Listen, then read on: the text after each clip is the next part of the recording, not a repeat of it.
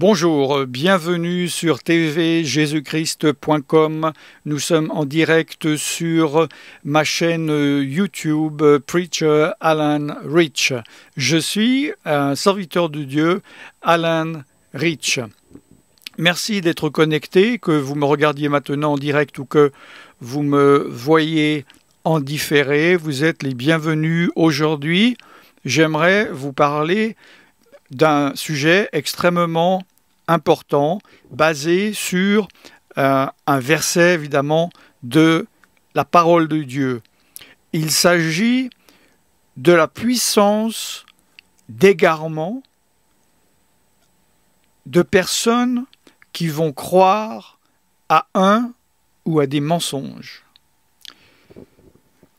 C'est un sujet complexe. Nous allons voir ce verset non pas dans son contexte, j'ai déjà fait des enseignements sur le sujet. Nous trouvons cela évidemment dans 2 Thessaloniciens chapitre 2, où il est parlé évidemment de l'impie qui est retenu pour l'instant jusqu'à qu'il paraisse en son temps.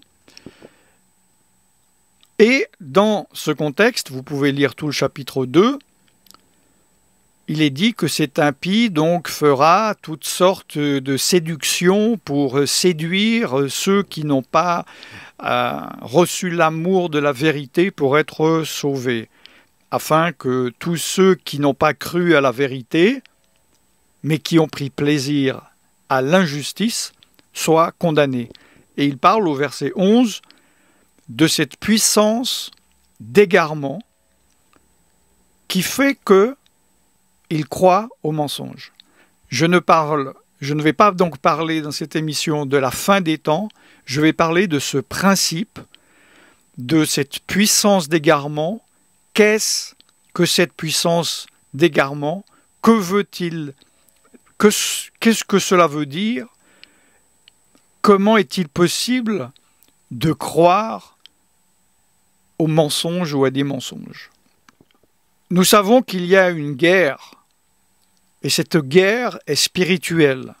Elle est dans les lieux célestes et elle se fait par des personnes, des entités qui ne sont pas charnelles, mais qui sont spirituelles, c'est-à-dire ce qu'on appelle des anges. Soit ce que la Bible appelle des anges de Dieu, ou ce que la Bible appelle également les anges du diable ou les anges déchus. Ces anges qui étaient auprès de Dieu et qui un jour, suite à la rébellion, suite à l'orgueil de Satan, ils ont suivi Satan et plutôt que Dieu, ils ont cru, ils se sont fait séduire, ils ont pris la décision de le suivre, et depuis, ils sont évidemment maudits, ils ont été jetés par Dieu dans les ténèbres, et maintenant, ils agissent, car ils le peuvent encore pour l'instant, ils agissent pour le plus possible faire du mal au royaume de Dieu. Ils connaissent leur fin. Ils ne sont pas sous une séduction où ils pourraient croire qu'ils ont une chance de s'en sortir. Ils connaissent leur fin. La Bible est claire. Et dans cette puissance de haine, d'autodestruction, ils font tout pour entraîner le plus possible de personnes avec eux. Dieu contrôle tout, évidemment. Dieu est le maître. Dieu est le maître des temps. Dieu est le maître des circonstances. C'est la Bible qui le dit. Les temps terrestres, les temps universels, les temps atomiques que Dieu a établis. Il y a eu un Béréchit, un commencement. Il y aura une fin. Cet univers sera roulé comme un vieux manteau et il y aura la Jérusalem céleste qui descendra du ciel, le royaume de Dieu intemporel, éternel, qui a quand même un temps, des temps, mais qui n'ont rien à voir avec les temps d'ici-bas. Il y a eu un temps où Satan était l'ange louangeur. Il y a eu un temps où un tiers des anges louaient Dieu, obéissaient, se soumettaient à Dieu. Cela est dans les lieux célestes. Et il y a eu un temps où le diable s'est rebellé. Il y a eu un temps où ils ont été jetés dans les ténèbres. Il y a un temps avant le sacrifice de Jésus, avant le sacrifice de Yeshua. Il y a eu un temps, le temps où Yeshua, Jésus en français, était sur cette terre avec son ministère terrestre. Il y a eu un temps où il était sur la croix. Il y a eu un temps où il était dans le tombeau. Il y a eu un temps où il est monté pendant 3 jours dans le séjour des morts. Il y a eu un temps de sa résurrection. Il y a eu un temps où il est monté au Père, rentré dans sa gloire. Il y a eu un temps où l'Esprit de Dieu a été envoyé et nous voilà, nous maintenant, attendant un nouveau temps, d'abord le millénium, 1000 ans de paix sur cette terre, où Yeshua va régner à Yerushalayim, à Jérusalem, pour ensuite que nous, évidemment, puissions vivre pour l'éternité à Jérusalem, mais cette fois dans la Jérusalem céleste. Et malheureusement, que les impies, que ceux qui travaillent pour le diable, que ceux qui se sont opposés au Saint-Esprit, eux, finiront pour l'éternité dans le lac de feu. C'est la parole de Dieu qui le dit. Excusez-moi pour les débutants, ce n'est pas une étude biblique, mais tout ce que je dis, évidemment, ont des références bibliques. Lisez votre Bible, vous tomberez sur ces versets.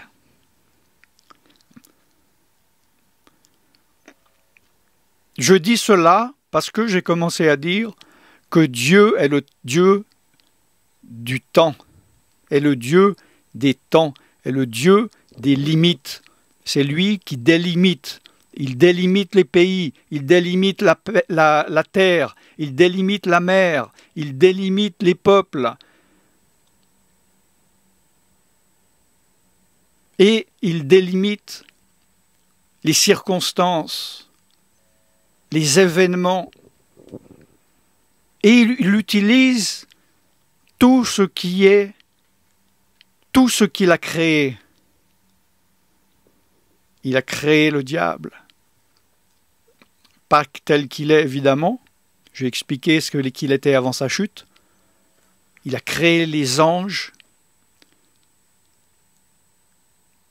Et lorsqu'ils sont tombés, il peut les utiliser comme un instrument, comme des instruments de justice. Malheureusement, il doit y en avoir parmi vous qui ne comprennent pas, qui pensent que cela est anti-biblique, mais comme je le dis, ceci est une émission en direct de prédication. Demandez à des personnes qui connaissent mieux leur Bible, faites des recherches afin de voir tous les versets qui parlent de ce que je dis. Je dis que Dieu contrôle tout parce que dans ce verset 2 Thessaloniciens chapitre 2 verset 11, il est parlé d'une puissance d'égarement qui fait que des personnes croient au mensonge. Mais que cette puissance d'égarement, elle ne vient pas du diable, elle ne vient pas des démons. Lisez, regardez.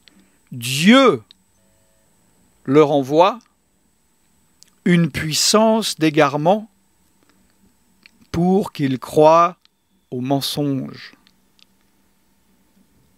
Dieu, Ce n'est pas moi qui le dis, c'est la parole de Dieu, lisez la parole. Dieu leur envoie une puissance d'égarement. Dieu envoie une puissance d'égarement à tous ceux qui n'ont pas cru à la vérité, à tous ceux qui ont pris plaisir à l'injustice, à tous ceux qui mentent, à tous ceux qui manipulent, à tous ceux qui croient qu'ils peuvent dire ce qu'ils veulent, faire ce qu'ils veulent, en se disant « Dieu ne fera pas justice ».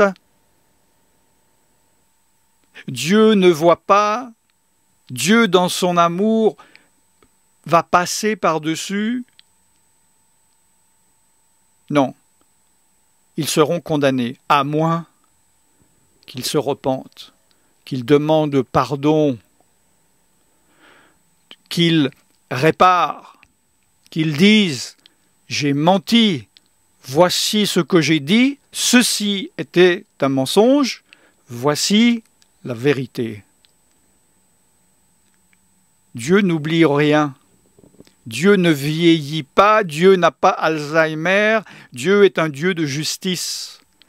Et il nous demande à nous croyants, d'autant plus nous les croyants, d'être justes envers soi-même, envers les autres, et bien évidemment envers Dieu lui-même. Dieu est, du verbe haïr, l'injustice. Dieu est le juste. Il est le juste juge. Lisez votre Bible. Lisez la Bible. Comprenez qui est Dieu en profondeur. Ne vous laissez pas présenter Dieu par des hommes qui ont une interprétation de qui est Dieu. Découvrez Dieu tel qu'il est écrit dans la Bible. Vérifiez les Écritures. Ne croyez pas ceux qui vous disent « c'est écrit dans la Bible, croyez-moi ». Non, n'y croyez pas. Moi, je viens de vous dire que tout ce que je viens de dire est confirmé par des versets bibliques. De grâce, ne me croyez pas, allez vérifier, lisez, demandez à ceux qui connaissent. Tiens, quelqu'un, il a dit cela, il dit qu'il y a des références bibliques. Pouvez-vous me donner ces références bibliques? Recherchez la vérité, creusez et vous trouverez cette puissance d'égarement. Une puissance d'égarement. Qu'est-ce qu'une puissance? Une puissance est quelque chose de fort. Si vous êtes dans un endroit, il y a du vent qui est assez fort pour pouvoir bouger votre corps, c'est puissant. S'il y a quelque chose qui vient vers vous, un camion qui roule à pleine vitesse contre vous, c'est la puissance. C'est une puissance. L'Esprit de Dieu est une puissance. Yeshua lui-même a dit à ses disciples avant qu'ils reçoivent le Saint-Esprit, allez à Jérusalem et vous recevrez une puissance, une dynamis. En grec, dynamis, d'où vient le mot dynamite. La puissance, il y a la puissance du bien, il y a la puissance du mal. Et là, on parle d'une puissance d'égarement. On ne parle pas d'une petite influence d'égarement. On parle d'une puissance d'égarement que ceux qui ne croient pas à la vérité, qui ne se comportent pas bien, ceux qui prennent plaisir à être injustes, ils vont être influencés par cette puissance. Ils vont s'égarer et malheureusement égarer ceux qui eux-mêmes ne croient pas à la vérité. C'est une boule de neige. C'est nous sommes dans un cercle vicieux ou un cercle vertueux. Il y a la puissance du Saint-Esprit qui convainc de péché, de justice ou de jugement, ou il y a la puissance du diable qui est la puissance d'égarement. Mais c'est également une puissance de conviction. Pourquoi? Parce que cette puissance d'égarement, elle fait que les personnes qui ne croient pas à la vérité, qui n'obéissent pas à la vérité, ils croient au mensonge. Il n'est pas dit qu'ils comprennent, mais ils croient. Et croire, c'est une conviction. L'Esprit de Dieu convainc. Mais les esprits mauvais, le diable convainc aussi. Il peut convaincre, le diable peut convaincre par des pensées, par des raisonnements, faire réfléchir la personne, comme il l'a fait avec Ève. Regarde, ce fruit n'est pas si mauvais, et en fait, tu deviendras une déesse, ça sera merveilleux, tes yeux ne vont pas se fermer, tes yeux, au contraire, vont s'ouvrir. Elle a écouté, elle a réfléchi, elle s'est laissée séduire dans ses pensées. Mais il y a également la puissance de conviction, une force qui fait que il est très très très difficile de ne pas y croire. Quelqu'un va vous dire « cette assemblée est mauvaise ». Et il va vous parler, petit à petit, il va vous influencer. Mais la conviction peut venir aussi simplement avec un seul mot. La personne vous dit simplement oh, « fais attention à cette église ». Et il part, il ne vous donne aucun argument. Mais derrière, il y a une puissance de conviction, une puissance démoniaque qui fait que la personne est là et dit ah, c'est tellement fort cette conviction que j'y crois. Je suis convaincu, non pas par un raisonnement, non pas par avoir recherché la vérité de l'erreur, non pas par essayer d'avoir eu des confirmations, non pas en allant voir et en voyant que c'est vrai. Mais c'est une puissance d'égarement et cette puissance est très très forte. Je vous mets en garde, mes frères et sœurs, vous qui êtes là depuis le début dans cette émission en direct et vous qui me rejoignez, d'ailleurs j'en profite pour vous rappeler, si vous dites « Ah ben zut, j'ai manqué le début », cet enseignement sera mis une heure après, dans une heure, sur tvjesuchrist.com, sur la chaîne du direct, jusqu'à la prochaine, donc peut-être quelques semaines, et ensuite elle sera mise sur la chaîne principale de tvjesuchrist.com. Vous pourrez donc la regarder depuis le début à nouveau. Mes frères et mes sœurs, en Christ, faites attention. Si vous ne croyez pas en la vérité, je ne vous parle pas de croire ou pas croire en Jésus. Si vous vous dites chrétien, je suis sûr, vous dites « Ah mais moi je crois en Yeshua ». Oui, je crois que je suis pécheur et qu'il est mort sur la croix. Je ne parle pas de ça. Je parle de croire à la vérité, à l'enseignement de ce que le Saint-Esprit, la parole de Dieu vous enseigne.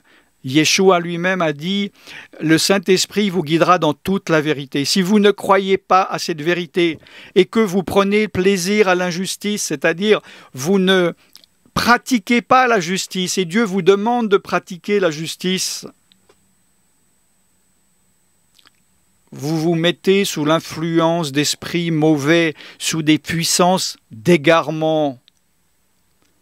Et cette puissance d'égarement va vous faire croire à un mensonge ou à des mensonges doctrinaux, des mensonges prophétiques, des mensonges de personnes qui sont de faux serviteurs de Dieu, qui disent des mensonges et que vous allez y croire. Soyez prudents, soit vous êtes dans la vérité ou vous êtes dans l'erreur, soit vous êtes sous l'influence de l'Esprit de Dieu et vous croyez à la vérité, ou vous êtes sous l'influence de la puissance d'égarement et vous croyez au mensonge. Vous ne pourrez résister. J'ai trop vu dans ma vie de croyant, dans ma vie de ministère, des gens mais se retourner comme une omelette, comme une crêpe. En une seconde, quelqu'un vient avec des démons, avec des esprits, et la personne est immédiatement convaincue parce qu'il n'était pas affermi dans la vérité. Mes frères et mes sœurs, soyez attachés au Saint-Esprit. Soyez remplis du Saint-Esprit. Ne suivez pas Yeshua, Jésus en français, de loin. Ne soyez pas un croyant du dimanche. Ne soyez pas un chrétien touristique. qui marche avec Yeshua, Jésus, quand il en a le temps. Mais soyez impliqués dans votre marche, recherchez la vérité et soyez dans une attitude d'obéissance afin de mettre en pratique les enseignements que le Saint-Esprit va vous donner, car le Saint-Esprit, s'il sait ou sachant que vous n'allez pas lui obéir, ne va pas vous parler, ne va pas vous donner de révélation,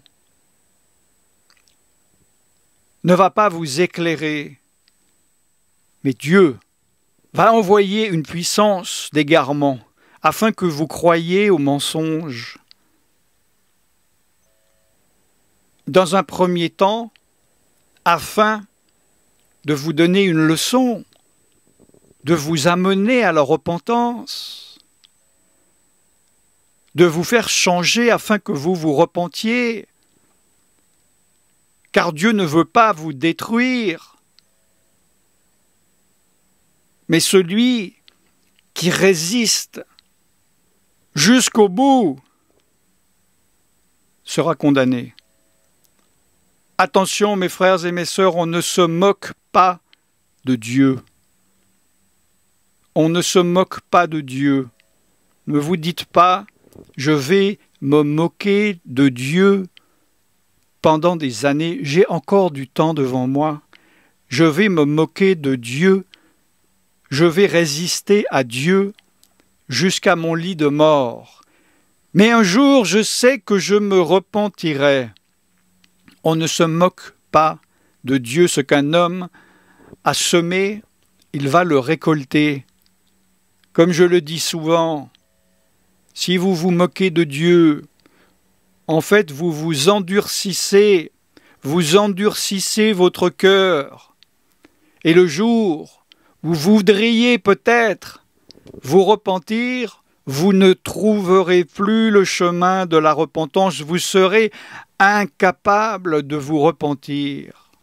Ne vous moquez pas de la bonté de Dieu, ne méprisez pas la patience de Dieu.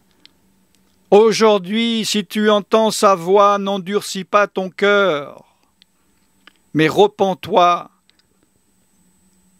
Si vous êtes pris dans une puissance d'égarement et que vous croyez aux mensonges, il faut vous repentir, il faut rebrousser chemin, il faut revenir en arrière, il faut éventuellement réparer ce que vous avez fait comme dommage. Il faut rétablir la vérité. Il faut vous consacrer à Dieu. Et cela peut prendre du temps.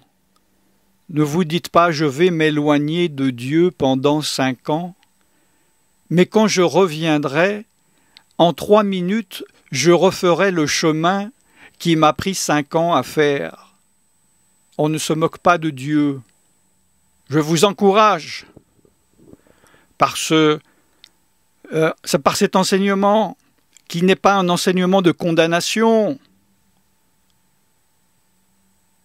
mais d'espoir, parce que je vous ai donné des clés pour celui ou ceux qui veulent sortir de cette puissance d'égarement, de cette puissance de mensonge, de ceux qui n'ont pas fait confiance en Dieu, qui n'ont pas cru à la vérité, qui ont pris plaisir à l'injustice, qui n'ont pas été justes, qui se sont fait avoir peut-être par leur propre orgueil, par leur propre pensée, et ensuite évidemment par les esprits, par le diable. Dieu est bon, Dieu est miséricordieux. Ne tirez pas trop sur la corde, repentez-vous. Si aujourd'hui tu entends la voix de Dieu, si Dieu te parle aujourd'hui et que tu entends l'appel de la repentance, repens-toi aujourd'hui, ne repousse pas à demain.